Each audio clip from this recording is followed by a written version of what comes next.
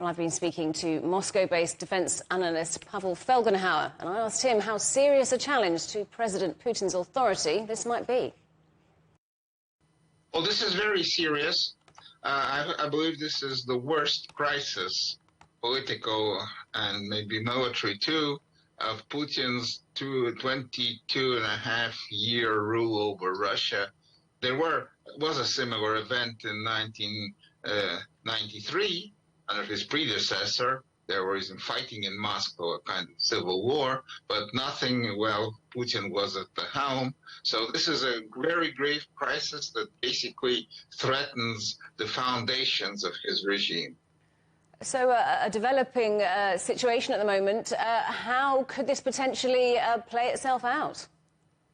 Well, right now, today, it seemed till today that maybe the two sides, Prigozhin and the Kremlin, will find some kind of quid pro quo, but now it's clearly off the tables, no negotiations. Now, Putin announced that Prigozhin is a traitor, his supporters, his fighters are also traitors, that they will be punished, and that doesn't leave them much room, but to either go back to prison, and many of them are former convicts, or fight till victory. On paper, it seems, of course, that the Russian state has hundreds of times more resources than the Wagner Group, but the Wagner Group consists of war-hardened veterans of the Bakhmut bloody battle.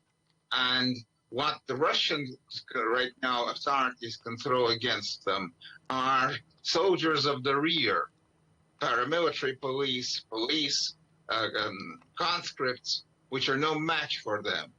So right now it's a kind of no one really knows how it's going to emerge.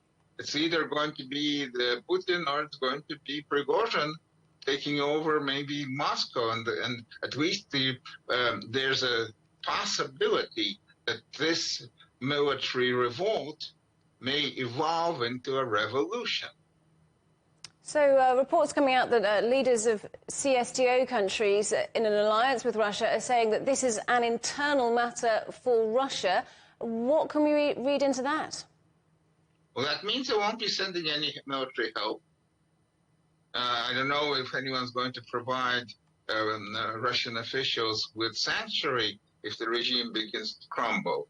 That's another question. But right now they're saying this is your business. You have to deal with it yourself. So what might happen if and when the Wagner Group reaches Moscow? Well, there could be, when they reach Rostov, and that's a big city, over 1 million people live there. They just simply took over the city without any resistance. Will there be any resistance here in Moscow? I don't know. It's not clear to say, but this is, of course, a much bigger city. And it's the total center of everything in Russia.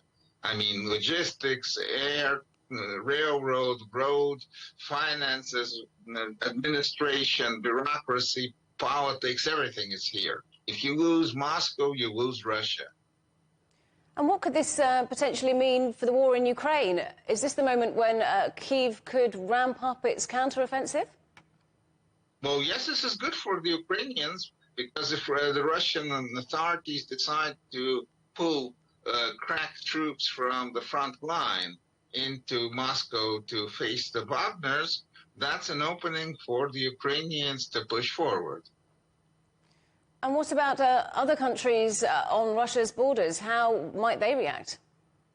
Well, they'll be, of course, wait and see. I mean, when you have a kind of civil war, military rebellion inside the nuclear superpower, everyone is scared in the world. I remember such things. I mean, 91, 93, people were absolutely scared. Who controls the nukes? What happens if there's an unorderly transition, if there's military chaos in a nuclear superpower? So they'll be looking and hoping that everything kind of boils down without any kind of global disasters. So what about the next 24 hours? Are they going to be crucial? Maybe, most likely. I mean, the Wagners are pressing forward. The resistance is patchy. we'll have to just simply see. A lot here depends, as always in such civil conflicts, on the attitudes of the people there. I mean, Putin gave strict orders to deal with the Wagner group, but will the actually men in the field, grunts and soldiers, will they really be ready to fight them? Because Prigozhin has a political agenda that he wants to root out corruption and bureaucracy in Russia. And that's rather popular, not only with his own fighters, or not just simply obeying orders. Apparently, they believe in this fight, with many other Russians and Russian military. So again, this is a very tricky situation for the Kremlin.